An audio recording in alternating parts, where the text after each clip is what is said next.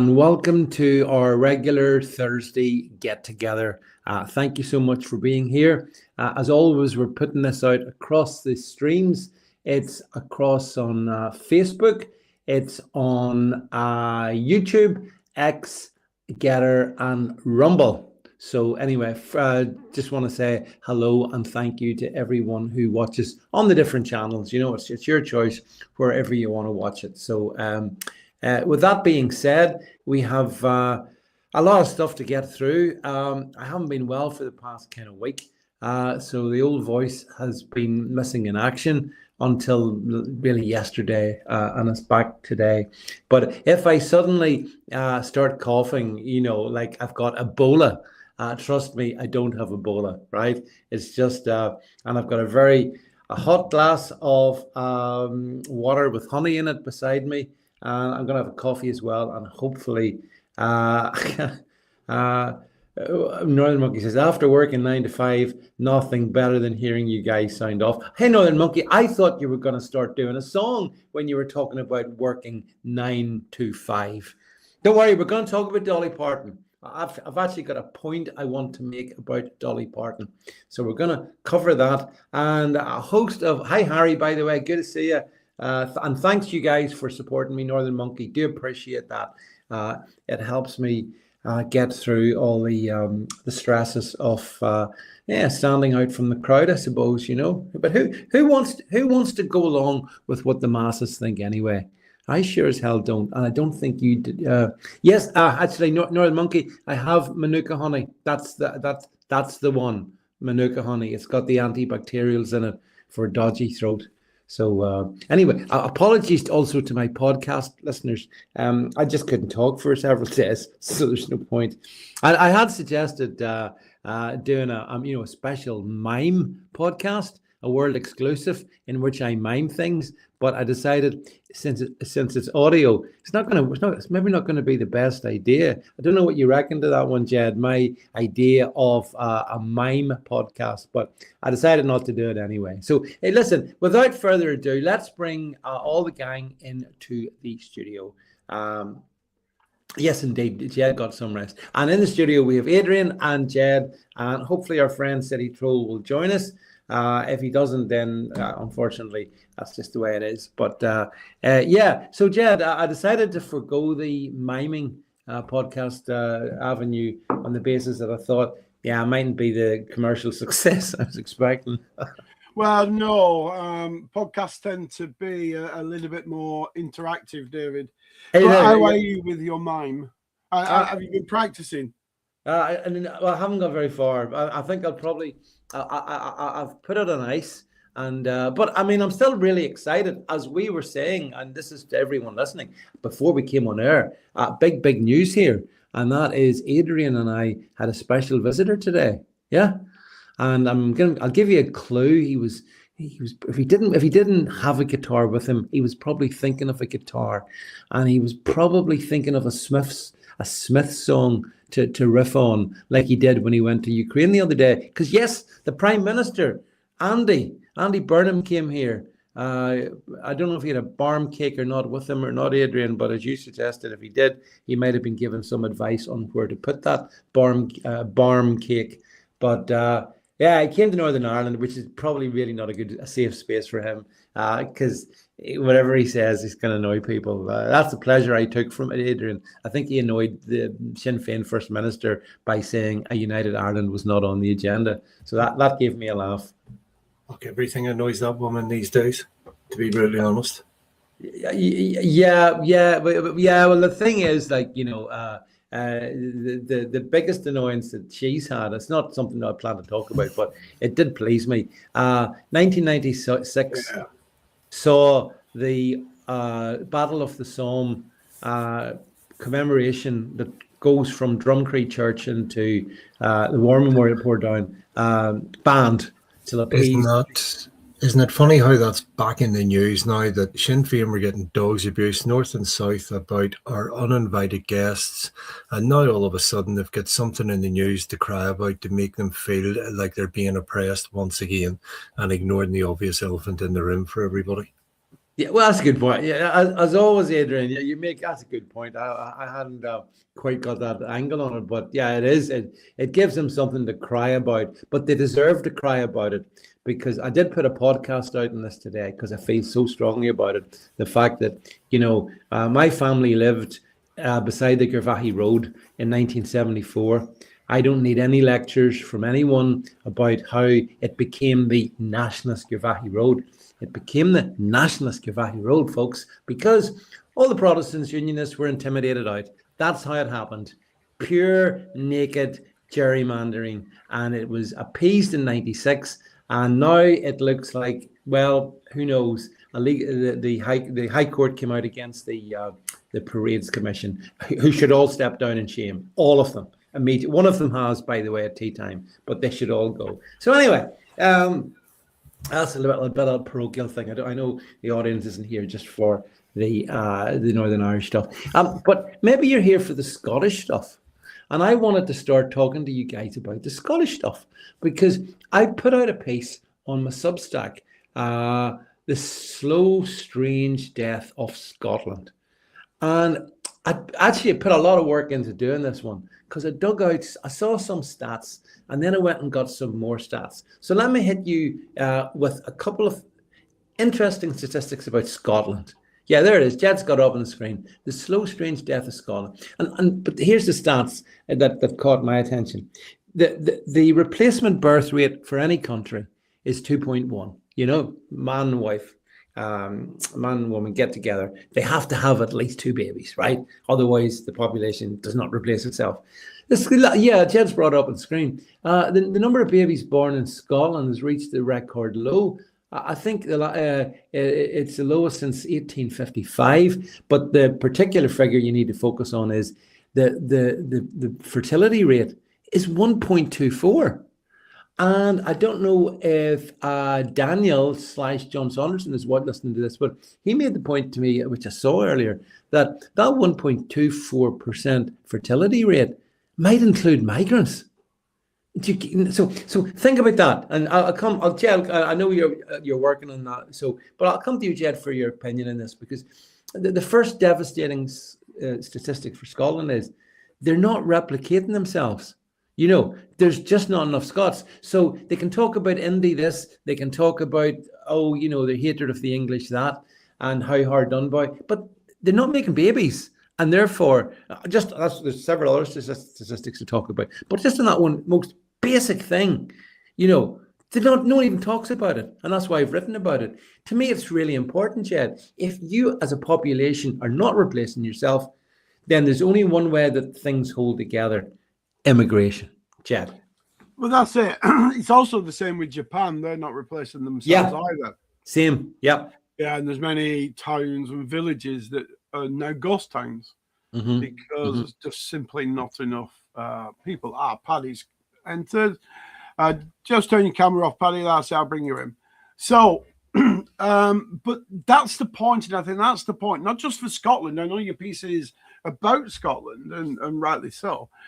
But the West isn't replacing itself. And I think the fundamental question here to ask is why? And then I give you what I think is the answer. And I think it's because we're being taxed and regulated into oblivion. So you take your average Joe and Mrs. Joe. The teenagers, in our time, you would get married in your early 20s, thereabouts normally. Yeah. Have a couple of kids, 2, maybe 3 kids. But now, we're sending women out to work.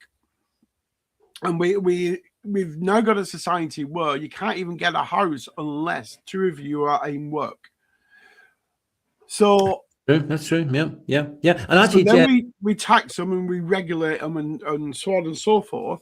So they don't want to produce children because it's only just the cost of it, the cost of living. And I know we talk about that regularly here. And generally, over the last 20, 30, 40 years, the cost of living is just skyrocketed.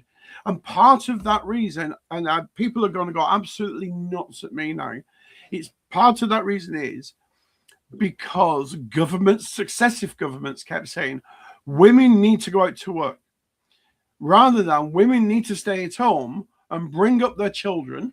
But they didn't want that. They wanted them out to work. So either if they did have children, the state could look after them, or they didn't have children. And actually, I think they're more happy with this them not having children. Why? Because then they can start to replace us. Well, there's a lot of good points in what you're saying, Jed. And I don't know. I mean, I was married when I was 27. I got married age 27. And can I just add though, David? Sorry, because I don't want people getting the wrong impression here. I have no issues with women going out to work, and I have no issues with women that stay at home. But I think the rightful place for a woman is to bring up her children, or the family's children, your children, our children, and that is a valuable role. It really is, because if you don't do that, who else then brings up your children? Nannies, kindergartens, and the government. Well, okay, so a few more stats then. I get married age 27. The average fertility amongst women is at its highest in their 20s. It starts to drop off in the 30s. By the time they get to the end of the 30s, then there's issues. Can you guess, it's in the article, what is the average age that a woman gets married in Scotland? What is the average age? And the answer is 38. 38. Wow. That's the average. But that's towards the end of the productive life. Yeah, and this is why Scotland is it's so fascinating to consider what's going on there. So you're right in everything you said, and then of course there's a couple of other stats to throw in. The abortion rate in Scotland has doubled over the past 10 years. So more and more babies are being killed. So there's that factor, you mentioned Japan becoming a ghost town, Jed, and I remember, Paddy, you remember this, we talked about this years ago, about what was happening to the Japanese, but that's what's happening to the Scottish. And my point is, isn't it remarkable that Scotland's birth rate is so devastatingly low, and not one I've not heard one Scottish politician even talk about it. Adrian, what's your take on if a society chooses not to, replicate itself? Well, then it's not going to be the same. It cannot continue, just logically. No, and there's a couple more reasons there that Jed has pointed out, but there's more to it. Like this is a couple of decades of SNP rule. Correct. Absolutely. Socialism, this is an advert for not to have socialism, because they've destroyed the standards of living throughout Scotland. As Jed alluded, that two people now need to go out to work just to be able to afford a house, to keep a roof and get basic bills paid. There's not even enough left for luxuries anymore, like holidays and things like that for most families. And again, I don't want this to come across as sexist. I'm just trying to see this from a wider point of view. But a lot of women were sold the lie through the likes of TV programs like Sex and the City. You can go out and have that career and have this, lifestyle of partying and drinking and not having to settle down and all that kind of stuff. The West has sort of destroyed itself by its own decadence and believing all that kind of nonsense, and there was a very famous Austrian painter, if you catch who I'm on about, said that he wanted children educated at home, in the kitchen and through the church by their mothers. And that's what we have lost. And this is why we're seeing a breakdown in society now. Well, lots of gangs of young thugs running about terrorizing towns and cities because they don't have that environment at home anymore. It's the family unit. You're right. The SNP, both parents are out working hard all day from dusk to dawn, and the kids are basically left to fend for themselves. Yeah, you see, the SNP play a role in this because they've been in power for the last 26 years in Scotland, and during those past 26 years, I'm telling you, the abortion rate has soared, the marriage rate has dropped, the fertility rate is through the floor.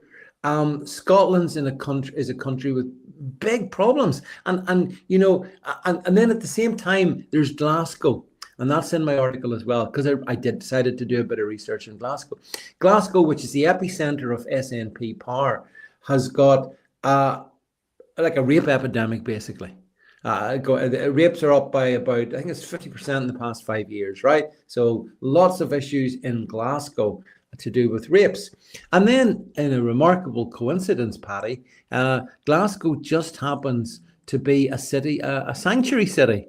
And it boasts, believe it or not, Paddy, Glasgow City Council boasts about the fact that pretty much 90% of migrants who come to Scotland, they make Glasgow their home.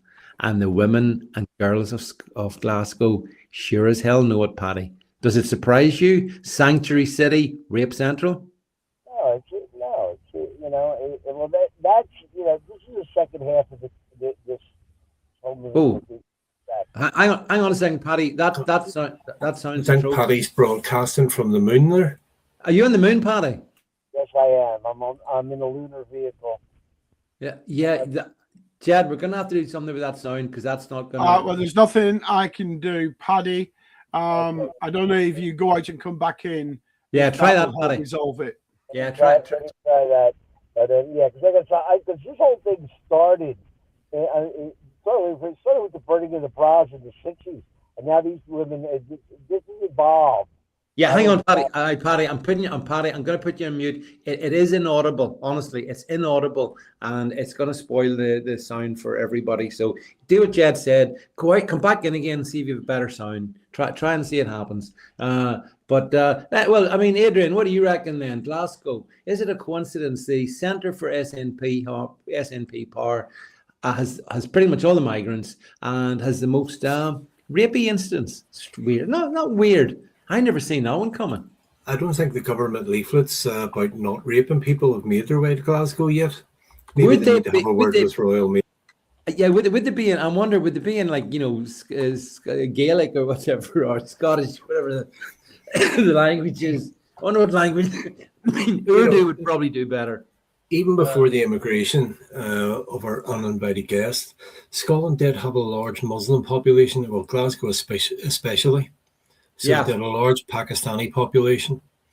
Obviously, that's now being increased with people from many different nationalities. And again, our own government's telling us these people are rapists. This is why they're having to put out leaflets to tell them not to rape women and children.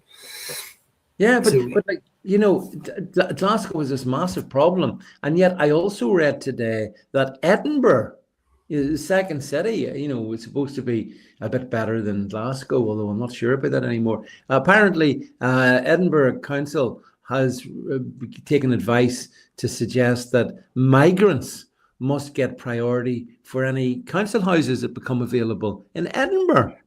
So Scotland's killing itself. It's committing, Harry Carey. It really is. And the thing that gets me is, the Scots, you tune into Scottish politics, right? They'll talk about everything and anything, but these matters. But without sorting this out, there's no future. You know what I mean? Well, there is no future. And how long do you think the Scottish people will take this before they say enough is enough? When they see this, that these people are being given housing ahead of them, when they see the fact that those figures for rapes, etc., are extortionate, they've seen that their SNP party has been committing fraud now for 15 years, stealing hundreds of thousands of pounds. How long are they going to take it? And you're talking about the Scottish fertility rate dropping. It'll be interesting to see next year, does it increase? Because we had the World Cup during the summer, which Scotland were a massive part of. And usually when there's things like that, the population has a wee mini boom. So we're 9 months later. So it'll be interesting to see if there is. I admire your optimism. Paddy, I see you're back. Do you want to give it a go and see if we can hear you? How does it sound now? Much better, Paddy. Much better. It does not like Bluetooth. Welcome back from the moon, Paddy, because we were convinced you'd gone to the moon. Even ground control to Major Paddy is Northern Monkey said. Northern Monkey, yeah. Welcome. Your signal's gone. But this is like I wanted to say is like you said, this is the fulfillment of the original burn your bra movement. This all originates from the 60s, because you look at it, this started the drop of the nuclear family, the free sex, the heavy reliance on abortions, the women in the workplace, the women thing. Your place is not in the home, it's in the workplace. There, this all started, and the women who were teenagers then and early 20s are now the professors and the teachers, and passing this on to this is a generational result of this the 60s counterculture. It's reaching its head in so many different areas. It's ridiculous. But like the thing Jed and I had been talking about, Paddy, just before you came on, was that, like, if you take Japan, we've talked about Japan in the past, and the fact the fertility rate is about 1 or just slightly over 1. Yeah, And it's all your non-Islamic countries and nations are barely doing replacement birth rates. they're not. Yeah, they're not. Scotland's at 1.24%. So that, or 1.25%. That means that within a couple of generations, the Scottish population will have or quarter. But of course, it's not having or quartering, because they're bringing the migrants in. And is this the plan? It's the replacement plan. That's Merkel's replacement. But like Jen was saying, like, the average woman in Scotland get married now at 38. I got married a lot earlier. And I got married I was 28 when I got married. But I didn't have my first child. I didn't have my first child until I was 36, and it was like chasing a child in diapers at 40. I'm sorry. It's younger people are meant to have children. Believe me. Yeah, well, exactly. I mean, Jed, I think it is, and that's why I wanted to talk about this a bit, because you can talk about all the other things like other political policies and different things, but basically, if you don't have enough babies, your nation dies. It's that brutal. And it's happening like Paddy says, everywhere in the West. Scotland's a really, really bad example. Ireland's not far behind it. And but in all the Islamic countries, it's the opposite. The fertility rate's looking really good, and there's more and more of them coming here. So, Jed, is this the hi salty Republican rocker? Good to see you back there. I was 39, better late than never. Oh yeah, well, 39's look. It's not being prescriptive saying you have to get married at 27 or 28. I'm not saying that. I'm just saying from a general societal point of view, if you leave it to the late 30s, 40 to be married and try to have kids, it's going to be difficult. Not impossible, but it's going to be difficult. It's just biology, Don't blame me. It's a science. It's the science. So it's trust the science. Yeah, trust the science. Yeah, well, I trust the fact that Scotland's basically doomed unless something changes. And Adrian made Adrian's point. Adrian, I thought you were being very optimistic there, that the Scots might waken up. I don't know. The SNP win an awful lot of seats when it comes to votes, and that worries me, because the SNP has been a big driver of this for this century. But I would say after the shenanigans there, shall we say, with what do you call her, Nicola Sturgeon and her husband, I think a lot of people will have switched off the SNP and have started to realise that they weren't in it for independence; they were just in it for themselves, like the rest of them are. I do think they will start to wake up, and especially when they see the fact that their young daughters are not safe anymore in their own home cities. I think people will start raising up. If I was in charge of Scotland, I would junk about 90% of all the policies, and instead I would put tax incentives, Jed, in place, and other financial measures to encourage people to get married and to have kids, and that'll be my policy. It's got to be. If you want your native population to reproduce, you have to make it easy. But over the last 40 years, they've made it increasingly more difficult. And it's sad to see, because how many times do we hear that that we're bringing people in because the British people won't do it. But the British people, and we're talking jobs here now, but the British people won't do it. Why? Because it's low pay. And it's low pay and they can't afford the rent or the mortgage, feed the family, etc., etc. So it's a vicious circle. If they stop bringing in the low wage people who send some of that home anyway, and they cram them into HMOs and so on and so forth, and into army camps and all that sort of stuff, and hotels, the employers would have to put the wages up to fill the slots. But they don't have to do that. And that's another thing about benefits as well. You know, in-work benefits. Yeah, it's true. Yeah. Now, I agree. There are some people that need it. And I'm not saying this is all by a long way. But the fact is the government are encouraging employers to pay less, and then the government will top it up. If the government stopped chopping it up, they'd have to put the wages up. If they put the wages up, your Joe and Jane Soap would have more money. They'd feel more affluent. They would want to bring children into this world. But the other factor apart from that is not just money. It's society.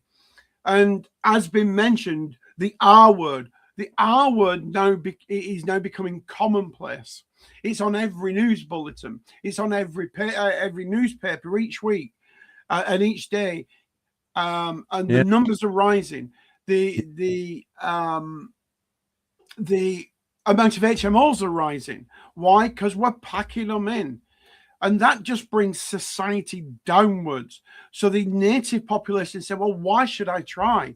And universities, what do universities do? They pump more females through university, saying, look, you can have this wonderful career studying the Beckhams or whatever it might be, some stupid degree. Yeah. And then they throw them out into the workplace. Where actually what they would generally, certainly my era, they would go to school, maybe sixth form, some might have gone to university, but the vast majority would then go out into the workplace. They'd find a husband, they'd get married. Well, they wouldn't find a husband and then get married. They do it the other way around, get married and they find an husband. And then they start to have children. But you look at house prices now compared to what they were 40 years ago. You know, you could get a house 10, 12 grand. That won't even get you a deposit now. So why? There is no incentive, and you're absolutely right. The government has got to put incentives for people to come together, to live together, and to produce children. And you can only do that with tax incentives. Yeah, it's fundamental. As I said, I'd written that piece over in Substack. I hope everyone maybe will go and read it, because there's a lot of stuff, a lot of detail. I put this detail. You know, I love facts, actual data points, because you can't argue with data points. It's just what it is. And that, you know, there's stuff about Glasgow. There's lots of stuff. Well, Paddy, you know, logical people can't argue with data points. Where in the last 10 years have you seen the politics rotate around the facts?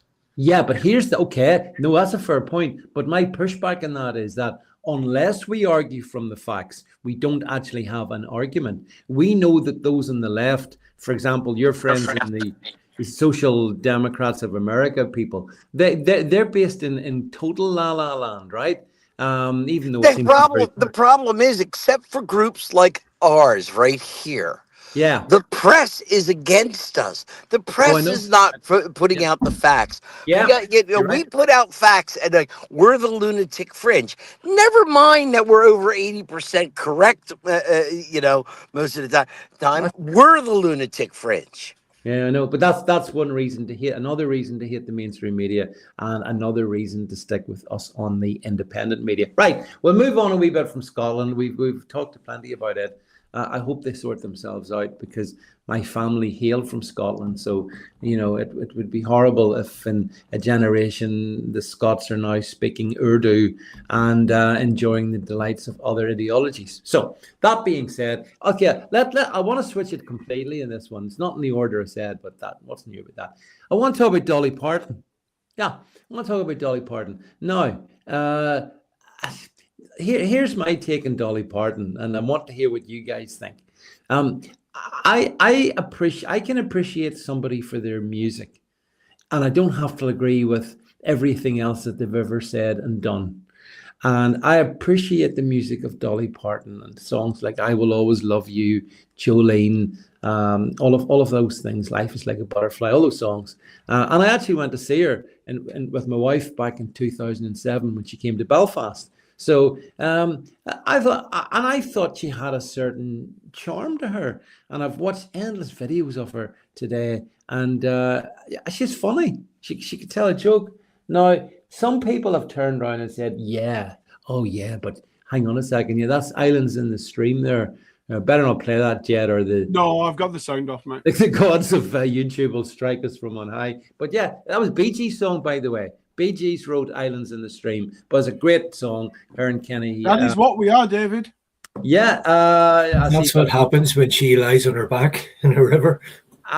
you know, Adrian, come on, too soon. It's never too soon for that kind of stuff. Soon, no, that Adrian, I am aligned with you. But no, I thought she was pretty great musically in particular, and she came from like Tennessee, from the hills, Tennessee, and extreme poverty, dirt poverty, 12 of them in one cabin. Can you imagine what that was like? Is that the white privilege that we're all told to feel guilty about? 12 people in one little wooden cabin. But anyway, she gained international. It's definitely going to be a very deep coffin, though, David.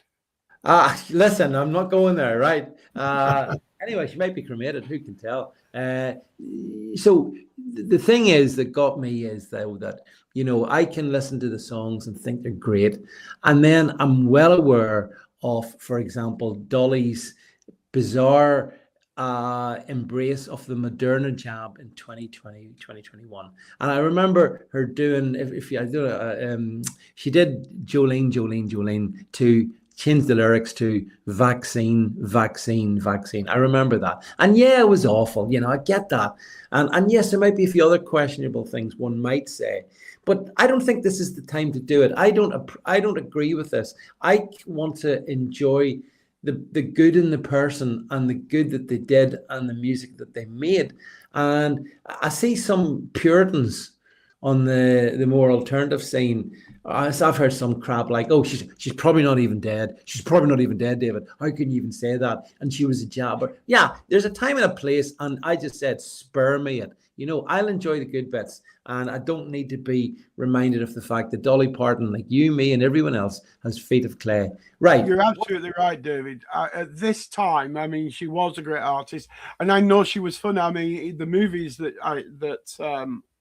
I'm sure she's been in movies. Yeah, she has. And she is funny. And the fact is, when somebody dies, that's the last point that you should ever have a gripe with them over what they've done or what they've said in the past.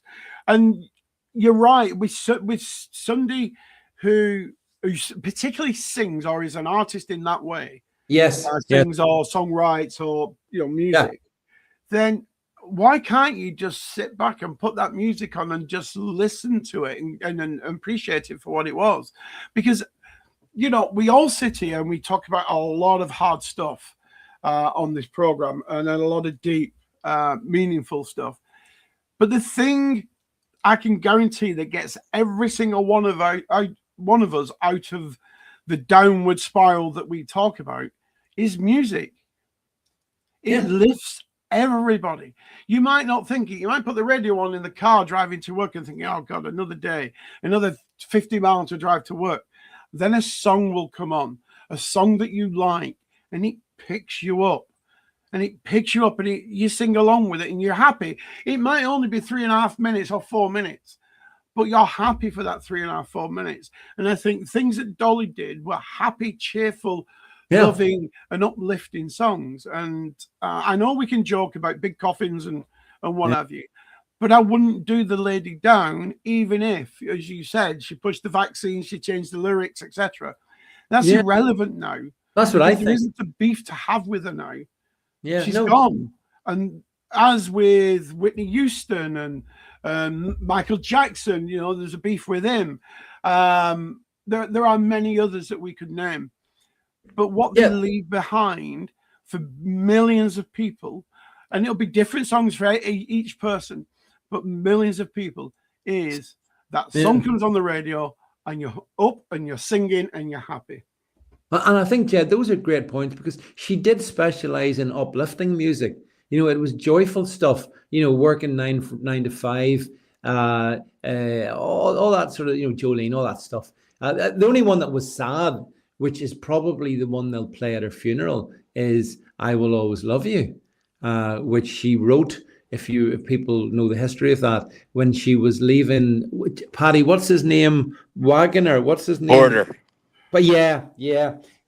And I mean, that to me, and then of course Whitney Houston covered it, and I think Dolly made 10 million in the back of that, a lot of which she gave away to charity. But here's the thing too about Dolly Parton.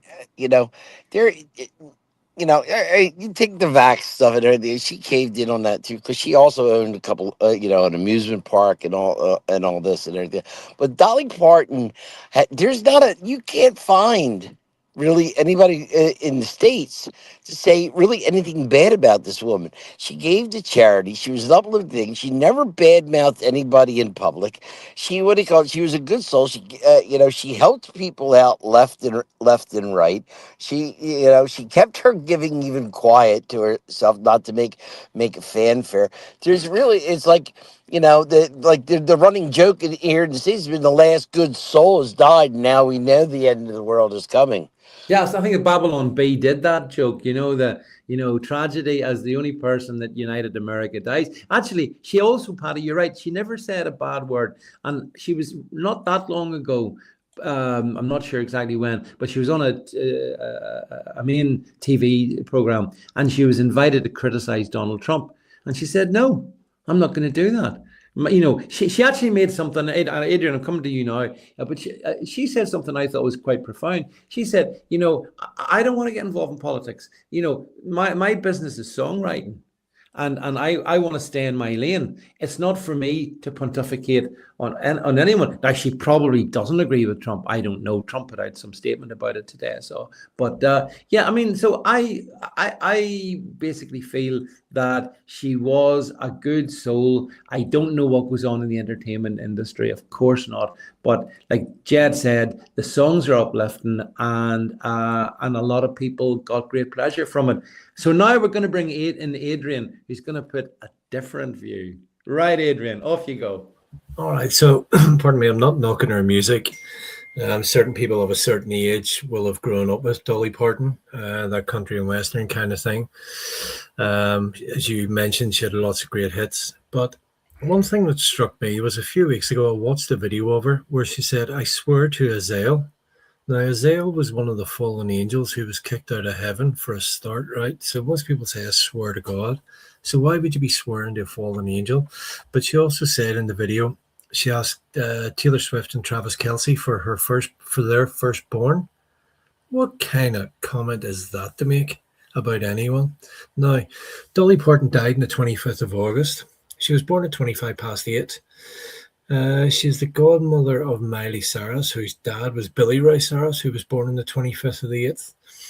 The 25th of August holds some significance, I think, in these satanic circles, because Neil Armstrong died on the 25th of August, John McCain died on the 25th of August, as did Ted Kennedy. No loss on either of those two. Yes, no, I know, but there is some significance to this date, like 9/11 is and all that carry on. Look, there's no doubt, and she was a force in the music industry. She wouldn't have been going so long, pardon me, and so famous if she wasn't. But I just have grown tired and weary of, she's not exactly Hollywood, but the celebrity circle and people claiming that they're this, that, and the other. I just think they're all horrible pieces. I really, really do. Because you usually find you do not get to that level unless you've sold your soul in some shape or form. Jed, just want to jump in here on the X situation at the moment. I do, yes. So I'm not trying to detract from Adrian's point there. Guys, as last week, for some reason, the X comments are not coming through to the studio. So I am doing my best to copy and paste and put them in separately when I can. Okay. So if the comments don't come up, it's just simple. I have to copy and paste. Yeah, okay, that's fine. But we need to understand why that. I think X has updated its chat section because it's now a pop-out chat section. And I don't think StreamYard have caught up with it. All right. Okay. All right. So, well, Adrian, the thing is that, I mean, I read an article today by someone who said, why are they hiding her cause of death? Well, they're not. The family said she died of cancer. They didn't say what kind of cancer. And frankly, that's not the sort of stuff that's anybody's business, really, So I think there's that. You said that you're not knocking her music. And really, that's the bit that I'm interested in. And the fact that, when I was in that concert in Belfast that Dolly Parton gave in 2007, I mean, there was thousands of people there, and they just she was tiny. She was I don't know what height she was. I doubt she was 5 foot, and then the massive wig on top. But she was a diminutive little person who could pick up an acoustic guitar and knock out a song, effortlessly and make it really worth listening to. So, David, I think that's what country music does. When I used to get up for work, they used to have country music TV on Sky. And because I weren't interested in the news at that time, particularly, I used to put the country music on. You know why? It set my day up. Yeah, it gets you going. Yeah, it does. Because I don't think, and somebody's now going to tell me different.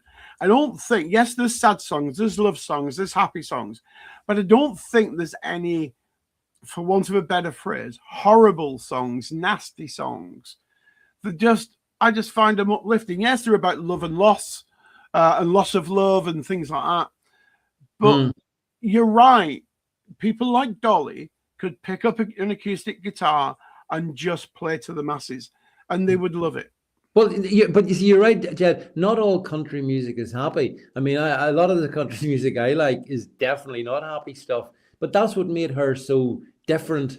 And Pat, I mean, this is very much country music is very much Americana. In fact, country music is.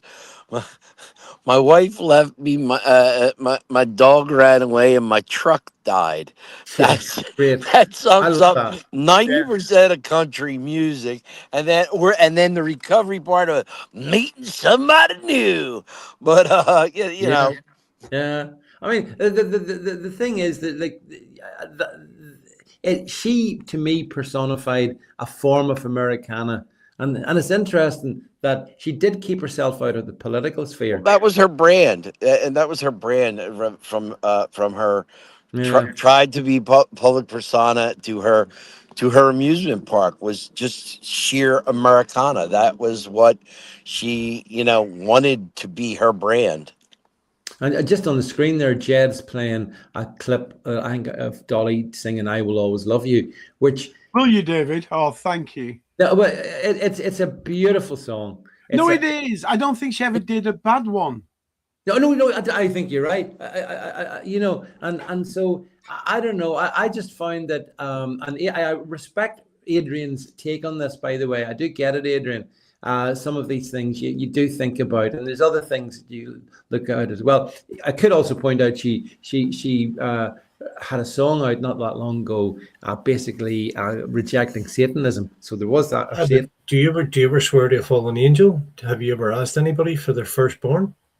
Well, I mean, you need to have chapter and verse in that. When did she say it? What was the context? It was a small video where she was sitting there and she said, "I swear to Israel." Now, Israel is one of the 200 fallen angels. And then she also openly says, "I have asked Travis and Kelsey for their firstborn." Oh, what? Jesus Christ. What kind of nonsense is that? To be brutally honest. Well, so in a life... as always, David, I will send you when I get that video again. I've made outlandish claims to you before, and I've always backed them up by sending you the video. Yeah, so I will do. I would like to know that because ultimately she lived 80 years, right? That's a reasonably long life, and I'm not distilling it down till a couple of comments or certain comments that were made that I think there's a lot more to Dolly Parton than that. That's what I would say. And I also don't think she was, by the way, Hollywood royalty. I think she kept herself a bit apart from it, a bit apart. I mean, remember, she did come from a wooden cabin in the Tennessee Hills. I think I'm right in saying, Patty, you know, so she wasn't born with a spoon in her mouth, but she put a spoon in her mouth because she could write bloody good songs that people loved. That would be my argument. Was it Salty Republican Rocker says, there's a tear in my beer equates to country music to this Yankee. I didn't know. I love country. I mean, anyone listen. My education in country music came in 1981 from an album called Almost Blue by Elvis Costello, which had hits like George Jones's Good Year for the Roses, Patsy, what's her name, Sweet Dreams, you know, real classic. Patsy Cline. Patsy, Elvis did a version of Sweet Dreams and stuff like that, and you could feel the passion in it. See, David, I remember I was over in Battis in Canada, and I had, I think, 4 days, hour, and in those days you could go and work, do some odd jobs at locals' houses, and they would accommodate you and feed you. And anyway, they give us this pickup truck. It was an old battered, I don't know what it was, Ford pickup truck, full of gas. Give us the keys, and we were driving down the highway. And I know it's Canada and not America, but we turned the radio on, and country music was on, and then we're driving across the Canadian plain, and it fit. It fit the situation. It fits. Yeah. If you see what I mean. And that's all we left on. And it was some country music radio station. That's all they played. And it just put everything into context. And you just thought, I know it's not America before. Americans have got me. But this is America. A pickup truck. We didn't have any beers in the back at that stage. And we were driving down the highway with country music on, and it just fitted in, and the sun was going down, and it was beautiful. Yeah, I think I think you can appreciate the good in every, and I'm not wanting to sound, you know, hippy drippy, but you can find the good in everything to appreciate, I think. And if there's bits you don't like, then you set it to one side, and there's a time and a place as well, is what I think. So there's bits of music, all sorts of music that you can say I don't like, all sorts of genres. Oh, there only is rap. The only one that I really hate is Paddy. I'd be with you. I can't. Adrian, do you like rap music? Can't stand it. No, I don't. I'm sorry, I just don't get it. But there's an even worse one that has sort of spawned off rap. It's called drill music. Yeah. Oh God. Yeah. God, no. That is just, it's basically glorifying violence and thuggery. Which is just leading to the sort of leading our kids astray, to be honest, because a lot of these young people now just think they're wannabe gangsters, and this kind of music just encourages that, to be honest. That's a good point. Yeah. Paddy, is there any form of music that you don't like?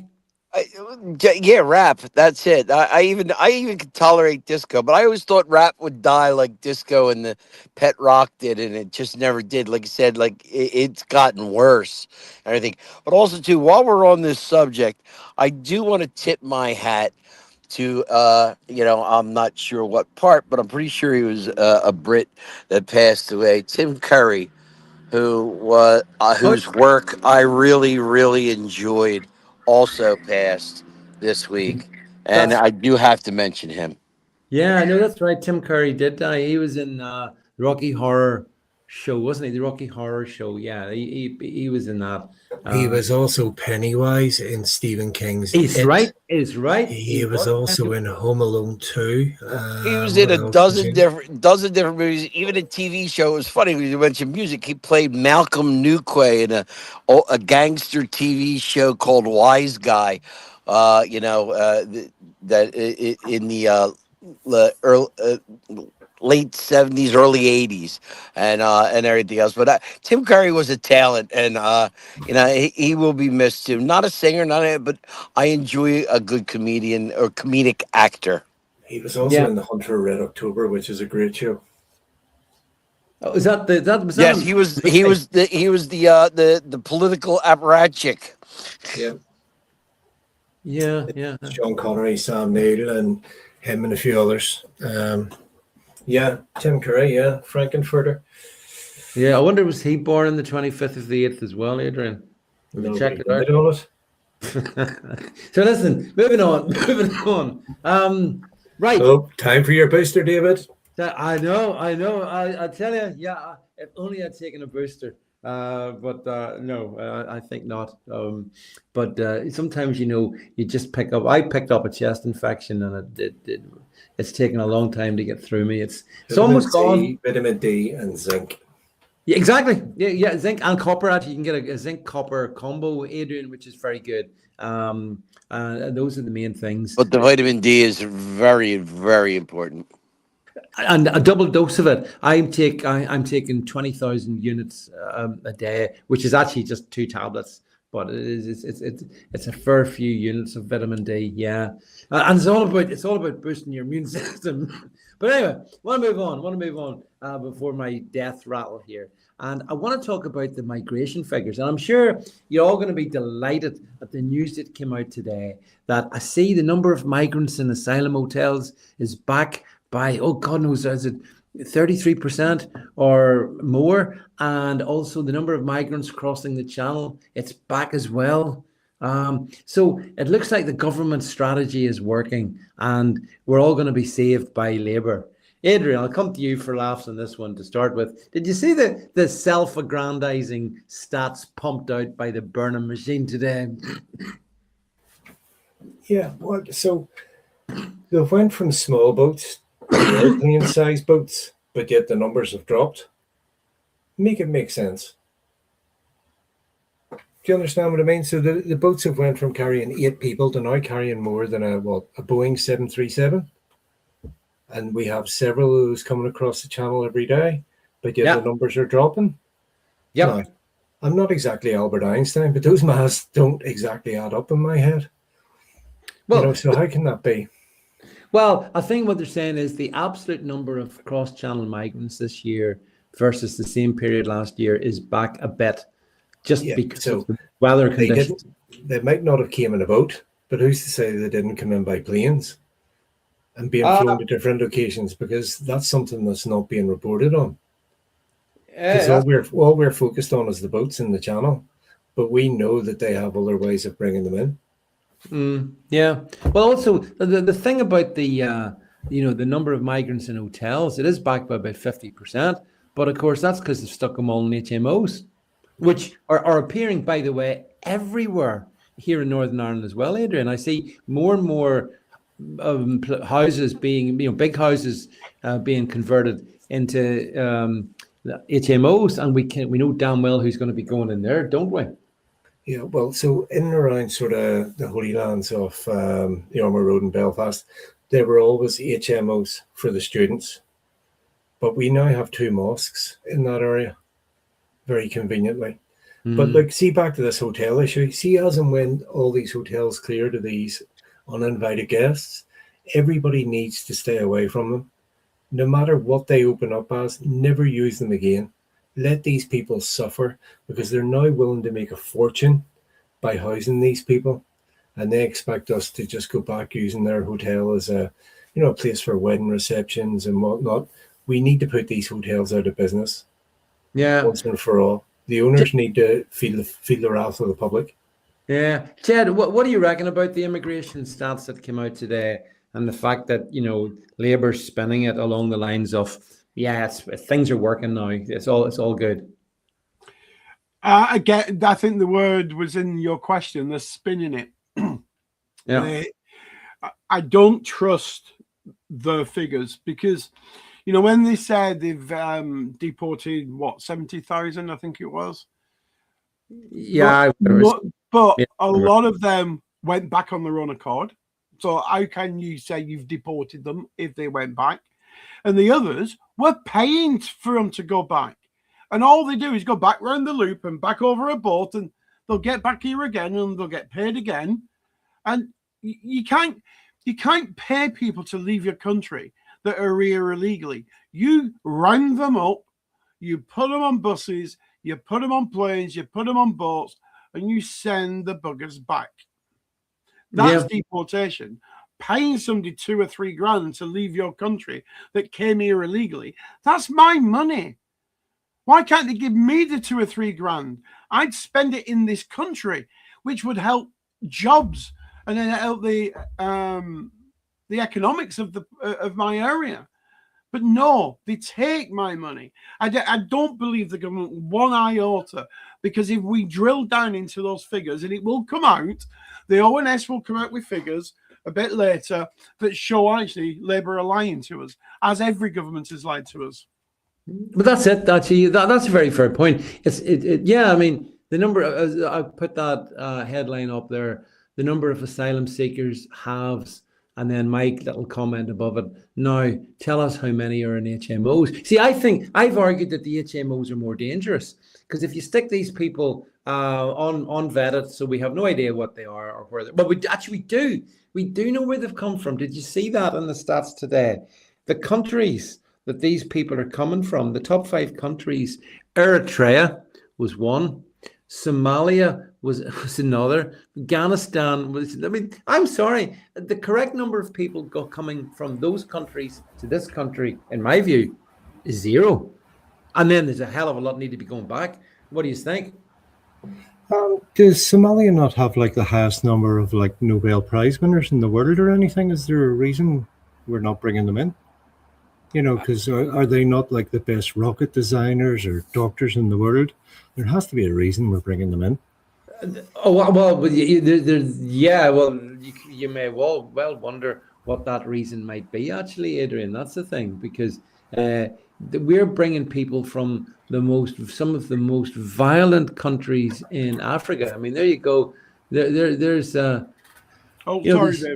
No, the number of asylum seekers in hotels halves in a year, and they're just scamming us. I think, you know, they're just the government's decided they're not going to deal with this, Paddy, this issue, and instead they're going to put do PR scams, TikTok videos, Andy Burnham with a guitar in Ukraine to make us feel good, even though actually we're being hollowed out from within. And immigration, I think, here in Europe, but in the UK generally, is worse, relatively speaking, than in the States. It is, sadly, because you're such a smaller area. But here's the thing, is too, with government numbers, it's like, oh, there's a cut in this. No, cutting the rate of growth. Okay, migrants have been cut in half. Does that mean that instead of the 20,000 increase, we're only getting 10,000 at a time increase, but we're still getting the 10,000 at a time increase? You know, they start these word games where this is halved and that's halved. Ain't nothing halved, because they're still coming. And it's like, what do you call it? Okay, the projected number was going to be 100,000. Okay, we only got 50,000. Oh, see, it's half. We're succeeded. No, you're not. You still let 50,000 in. Yeah, I know. It is a shocking scenario. Do you not think it's a sad reflection on us at how weak and pathetic that we have become as a nation, that we are allowing this? We're letting our politicians lie to us, gaslight us about all of this, and we're not rising up enough to stop it or stop the politicians. I think it's more of a sad indictment on us and how we are now as a society. Adrian, that's a very fair comment. I mean, sometimes when I see, you've all probably seen the story that happened up, I think it was somewhere in the northeast of England, where did you see where there was a car carrying 5 young lads, was driving at like 90 miles an hour the wrong way down a bit of carriageway? It was the A66 up to Scotch Corner. Okay, Jed, right, yeah. Well, so and you know, that was a horrible thing that the 2 police officers who weren't involved in the chase ended up losing their lives as a consequence of that. But the thing that then struck me, and I want to bring it back to what Adrian said, is it turns out now there's like gang wars going on in those areas, you know, and that's amongst, you know, that's not the diverse community, that's the non-diverse community. Adrian, I think it's because we're being morally chiseled out, and those are the sort of people we have now. You know, let's look back 100 years. We had millions of young men, some of them 14, 15, who were willing to go and fight and die for this country. And we're willing to give up their lives at such a young age. But yet here we are, we're being robbed blind by our government to pay for all these uninvited guests. The government is having to tell these uninvited guests, don't rape women. And yet we're just putting up with it. You know, look how far we have fallen. Millions of young men went to fight Hitler and the Nazis without a second thought. And yet here we are just bending over, taking it, listening to their lies, sorry, and we're Mm. doing nothing about it, really. Yes, there's people like us on complaining, and there's plenty of other good people putting messages out on social media. But as a collective, we're doing nothing to repel them. We're doing nothing to hold these politicians to account. And to me, that is just a sad indictment on us and how far we have fallen as a nation and a civilization. I mean, it's a fair point, Chad, that Adrian's making there. You can't really argue. I wouldn't argue with that. Collectively, we shouldn't allow, and we shouldn't put up with any of this. But okay, but maybe there is an argument against that. Yeah, but see, Adrian, people are not listening. I wish they were to us. They're turning on the BBC. They're turning on the Sky. They're turning on the mainstream. They're reading the mainstream press, and it's ignoring all of this stuff. So maybe that's the problem. Yeah, but the BBC even covered the other day about how the government's putting out leaflets telling these people not to rape. Like at what point does the penny drop with these people? They are seeing the number of boats. They are seeing the boats getting bigger. They're seeing their towns and their cities being overrun. And yet we do nothing. We do nothing. Yes, we complain to our friends in work and family outside, but as a collective, we're doing nothing. I've got to agree. We are doing nothing, but we are a people. The English are certainly a polite, courteous, kind, and welcoming people. We'll stand in queues for hours on end where other nations wouldn't. And then you'd offer a spot in front of you for an elderly woman in that queue. And that's the people that we are. And we don't complain. We're not a nation that complains. For example, if we were Italians, we'd be out with our hands up going, mama, mate, and all this sort of stuff. Not to stereotype, of course. I wouldn't do that. But we were not. But I think the deception that is now being played is worse than what Johnson did. Because this now is saying, half the hotels are now empty. Yes, right. Because you pushed them into our streets. So now it's not, they're down in that hotel in town, or they're in the army camp over there. It's now they're literally next door. That's and right. You're right. That then puts women and girls at an increased risk. And we know it's a risk because it's on screen now. It literally is on screen now. The risk that we face, and the government know what that risk is because they're producing pamphlets with my money to give to these people to say, hey, look, we don't do the R word here. We don't do this, that, and the other. Yet they still welcome them in. Why? Because they give them somewhere to live. They give them 3 squares a day. They give them free healthcare and dental care. They give them a mobile phone. They give them some cash in their pocket. And then they produce a little tossy leaflet like this saying, hey, we don't do this in this country. Well, I tell you what, if we're importing people who do that, then it's our government that is the traitors of this nation. Their first duty is to protect the people of this country, and they're not. And the proof is in that leaflet. Well, I would say that they think that their first duty is to protect the unwanted guests, as Adrian calls them. You're right. That's what they're actually doing. But what they should be doing is protecting us, and particularly protecting our women and girls. Yeah. You wonder where it ends, Paddy. What's your take? My take is I believe that on both sides of the pond, the anger of the older Americans, older British, the British people, not the immigrant class, the anger is much, much greater than we realize, and it exists. I think both sides, the whole Western culture is sitting on a volcano because our governments are doing everything they can to suppress the talk, any bad mouth talk Look, they're trying to ban X. They're trying to ban this. They're trying to ban us. They're trying to ban free speech. You can't criticize this and that. And the other. They're afraid that if they if they let people talk, for every one person who opens their voice, there's 10 people who are sitting there going, you know what, this guy's right, and I feel I'm not alone. They want us all to feel like we're the only ones that feel this way. And I'm sorry, the majority of both British people and American people are angry as hell. Yeah. I mean, the thing that worries me about you guys is what you're going to get when Trump's gone, because you know what you got during Biden, you know what you got then.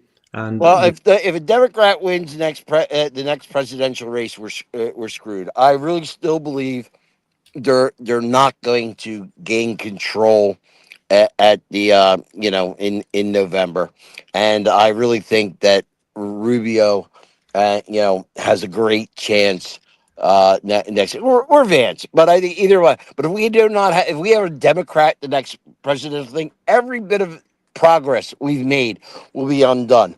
Every security of the border will be undone. Every new manufacturing corporation that they're building will be shut down because of environmental issues. Yeah, I think you're right. The only thing is, I think that come the midterms, I fear that you will lose both the upper and lower house. I think you're too optimistic about what's going to happen. Sadly, I wish you didn't think. Adrian, what do you think? Do you think that it'll be okay in November? Because I don't think that anymore, sadly. Yeah, I do. I do think that. I do think we'll be all right. I think people are really starting to see through the Democrats. I think you do have that leftist side of the argument, and some of them you'll never be able to sway. No matter what you tell them, no matter what you show them, they will always be leftists who will just never believe in anything that you try and point out, that's good or bad for the country. Even middle of the ground people are still sort of shifting towards Trump. They can see what he's trying to do, and they are seeing who the blockades are, and they're trying to stop the country from moving forward.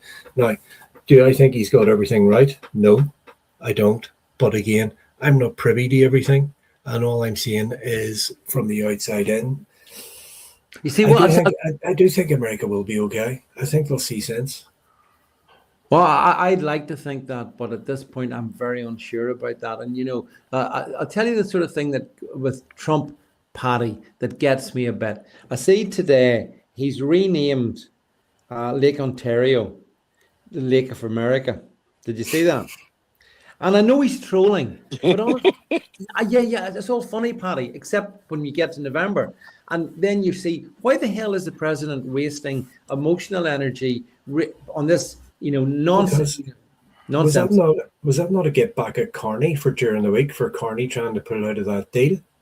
Yeah, but ultimately, he's playing tit for tat with the Canadian PM right now, and there's all sorts of bizarre little political games going on, and they're not going to out troll Trump. But I see what you're saying. You feel that's wasted energy, and it's not, because here's the thing: there are more people with a sarcastic, snarky point of view of reality like me in this country than aren't. And it's like, and it plays to that, like some people like that. We'll snicker at it, but and it keeps us encouraged.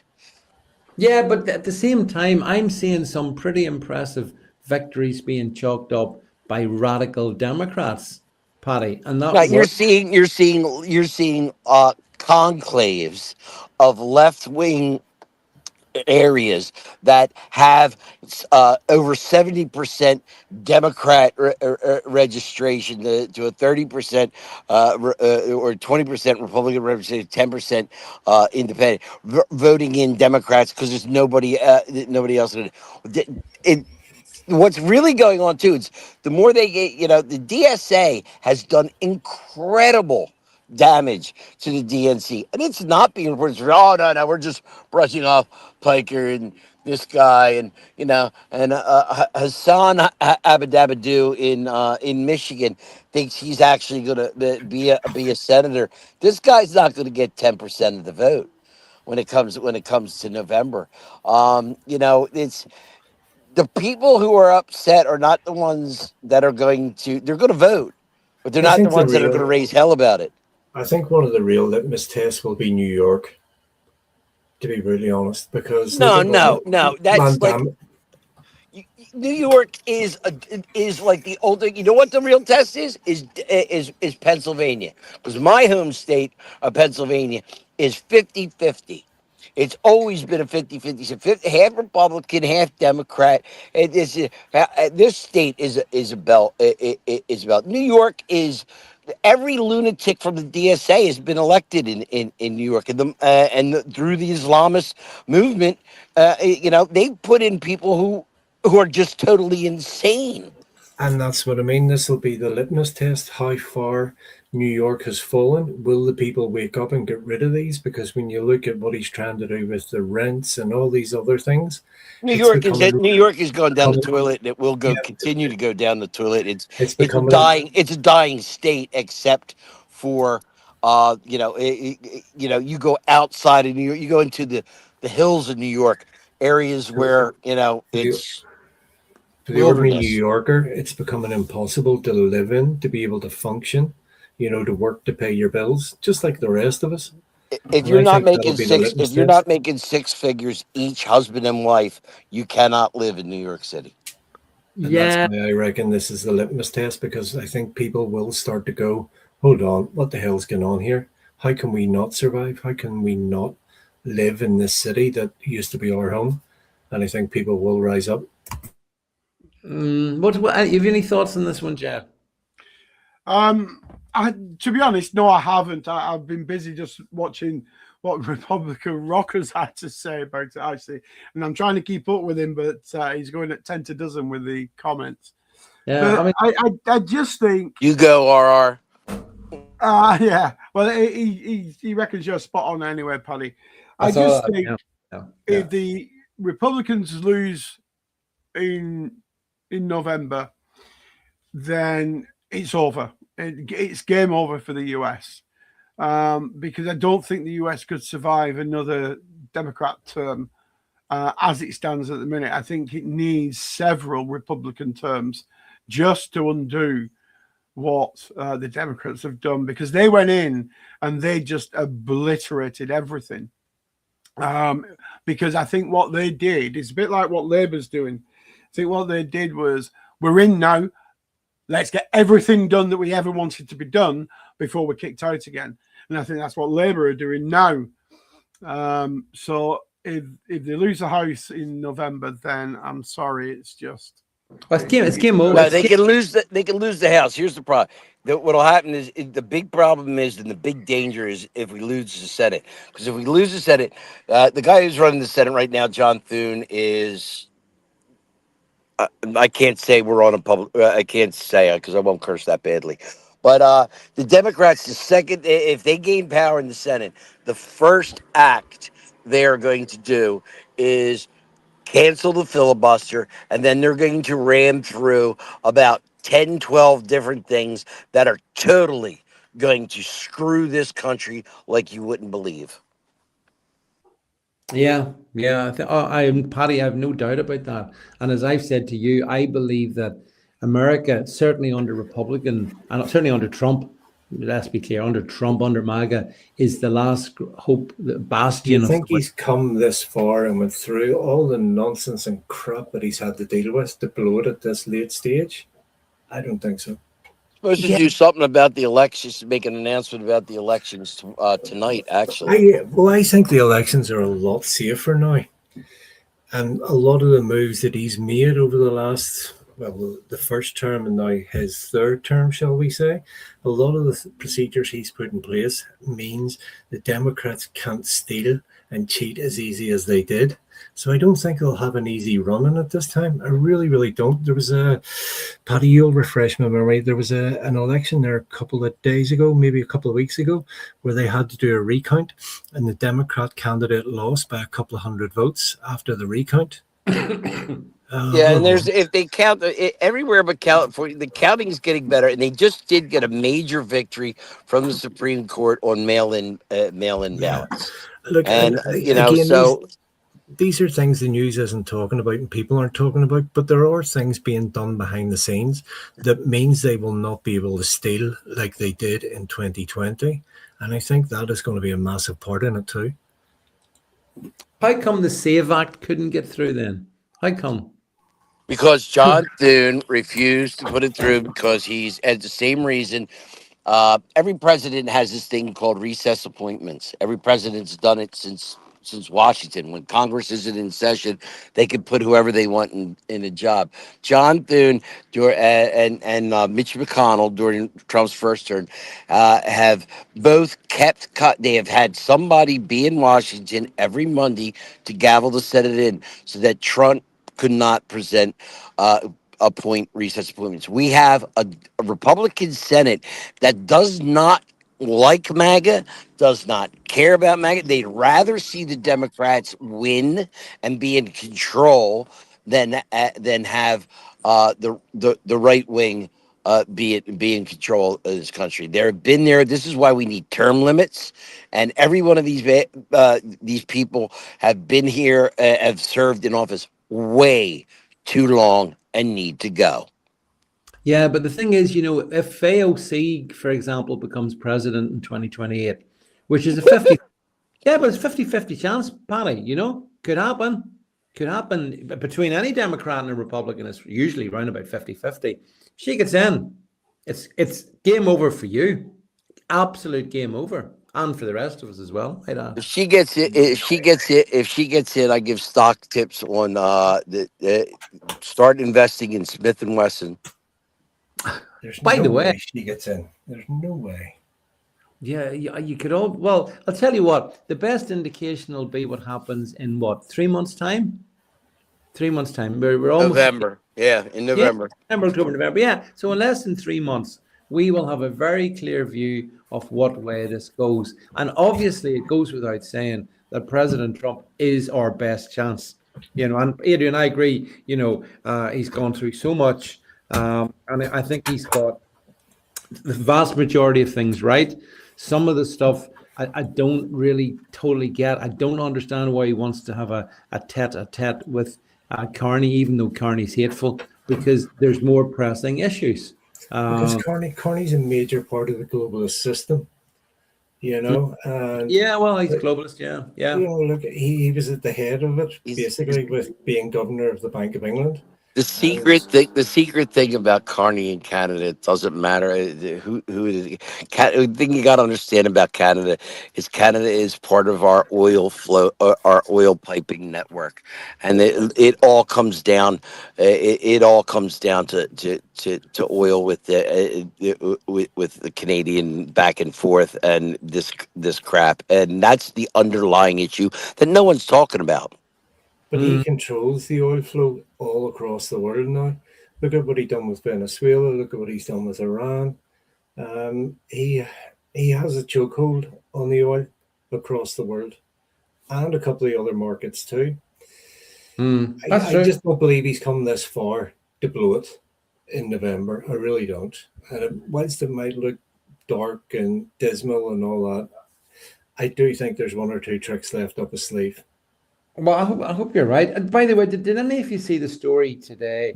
I think it was today or yesterday, that apparently they are looking to vaccinate the Democrats in Pennsylvania. Your state, Paddy. Democrats in Pennsylvania are going to attempt to force the Amish to get vaccinated. Did you see that? Yeah, they got a better chance of watching pigs fly.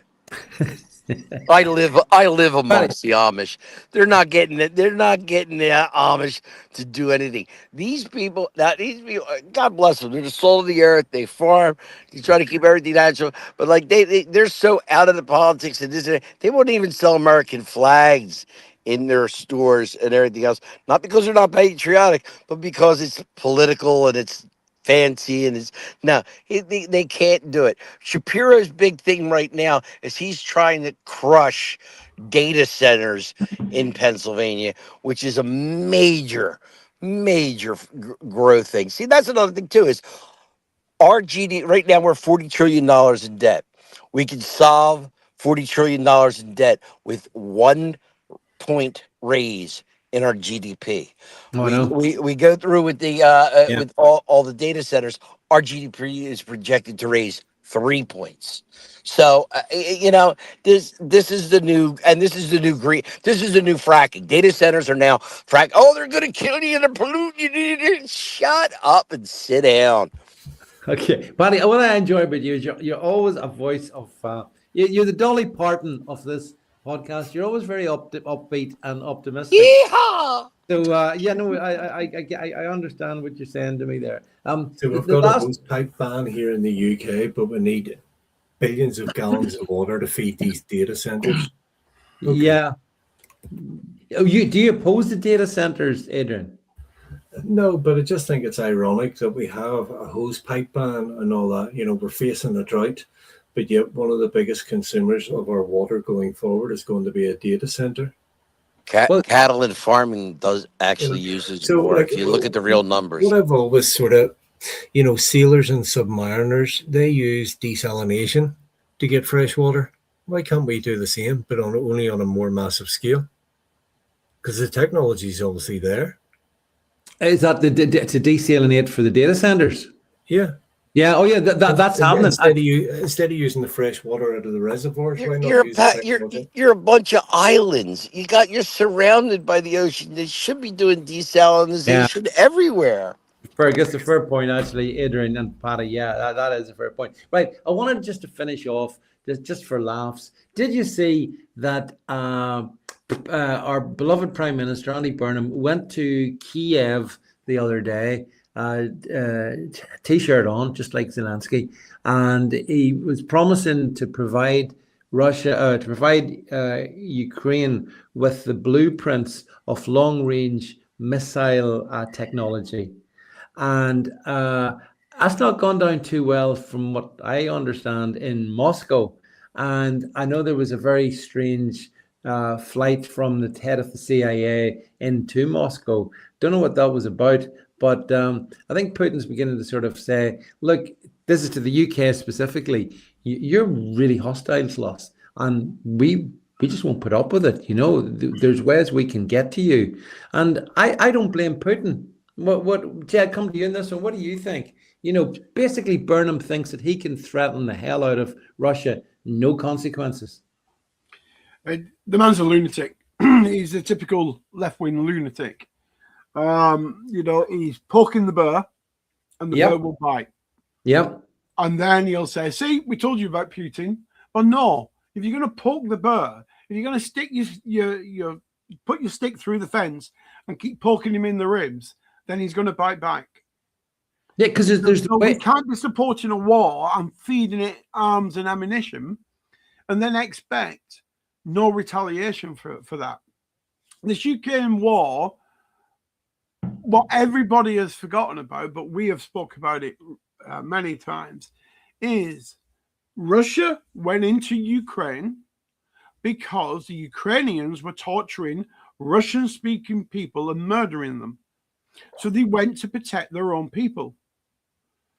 Yeah. And in all of the 3+ years it's now been, all the West has done, all the West has ever wanted to do is crush Russia. And they thought they'd done that in 1989 when the wall came down and the Warsaw Pact fell apart. And they thought that would be the end of it. But actually it wasn't, because Russia has so many natural resources and it can afford to rebuild and it has a vast army. And the point is that we should stop feeding Ukraine weapons. This is not our war. And they go, but it's in Europe. It's only in Europe, in that part of Europe, because we, NATO, have pushed that far west. That far east. Yeah. when Yeah. we said we wouldn't. So again, on many fronts, we're poking the bear, and one day that bear will bite back. Yeah. I mean, Adrian, what did you make of Burnham's bravado talk about, yeah, the UK is going to stand up to Russia. We're not taking no crap from Putin. What do you think of that, Adrian? I can't swear on your show, but it just shows you Burnham is trying to appease everybody. He's look at me with my guitar being this and my barm cakes and being friendly, and I'm also now being a tough statesman. I'm up to this job. Look, the reality is Putin probably walked away laughing, going, "Who is this clown?" First of all, you send me Boris Johnson, then you send me Keir Starmer, now you send me this asshole. Is this the best you have? Yeah, but Putin gave us a display of strength there a while back with a weapon that NATO couldn't stop, and we were lucky there was no nuclear warheads on it. Well, yeah. Well, did you see also that? What was the story the other day about a British nuclear power plant was taken down for about 4 days? Did you see that story? And the government didn't tell us about it. And this is back to what we started this conversation about. The government just lies to us. So a British nuclear power plant basically has had to stop working for 4 days. And you wonder, is there a bit of Russian technology getting involved in that situation as well? Quite possibly. It's just a pity the government wouldn't stop working for 4 days. Isn't it? Yeah, but the government was willing to jump into bed with China over nuclear power stations. It just shows you how weak and ineffective our governments are and have been now for quite a while, and how vulnerable we are as a country. As Putin said, we're making our bed, and the chickens will come home to roost for all the support we have given Ukraine. We're giving them our technology for these weapons as well. Well, yeah. I mean, the other thing, Paddy, I think in this is, you see these UK blueprints for missiles, long-range missiles that can be fired into Russia. Like I would say, within seconds of them being handed over to the Ukrainians, the Russian spies have probably got them. So I'm sure Putin's sitting looking at them and whose missile designs are they given? It was the last. Innovation of British missile design upgraded. Here's another thing that you're talking to. Then you're talking the other scale of war. Britain's only muscle is its nukes. Russia's real muscle is besides its economic muscle, because with the oil and gas it has, it is an economic power. Are its nukes. But you start looking at China, America, and Russia, and nobody wants to exchange nukes. They start spreading this has been the whole danger of Ukraine, is how far can we feed the Ukrainians until we piss one of these people off? They do something stupid, like use a tactical weapon. Yeah, I have to say, I think Putin's restraint against Britain, particularly Britain, has been kind of remarkable. And it's like, as you're all saying, we're poking the bear, and it's like we think that can be done without any consequences for us. And I don't think that's the way it works. Look, the Ukraine's being exposed. Was there not somebody in court there the other day over the Nord Stream pipeline bombing? Yeah. That proved that it wasn't Russia. The stuff that we had said all along. We said economically, Russia can destroy us. They just have to sit back and bide their time, because we're giving away weapons. We're giving away billions in aid to Ukraine. We're selling ourselves short, and Russia are doing nothing. They don't. And you're allowing yourself to be invaded at the same time. Exactly. Yeah, that's a good point, Paddy. Yeah, we have. Well, look, we are coming to the end of the show. I just wanted to say, if you want to support the work that we do and that we sort of put out every week, on the screen there, if you're watching it, you can buy me a coffee. Follow the link, buy me a coffee. Thank you so much to those who do that. Totally appreciate it if you want to do that. And also to let you know that one topic I haven't really done that much, haven't publicly on anyway, is the Tate brothers, right? So on Monday night there'll be a show going out discussing the Tate brothers, who, of course, Paddy, are currently under arrest in your country, and possible extradition to the UK or wherever else. But not just so much about them, about this whole thing about, the appeal they have to young men. Young men, this is how you become successful. This is what you want to do. It's something that interests me. And I've got a great American guest coming on. So that'll be Monday night. You'll be able to listen to that. You might find that interesting, talking about the Tate brothers and the way they do stuff. But that being said, we're at the witching hour. It's 9:30. So I want to thank Paddy, Adrian, and Jed, of course, for being here with me in the studio. Don't forget to check out my website. You can see it over there. You can buy me a coffee. You can see my Substack. There's lots of stuff going there. That's not what I mind.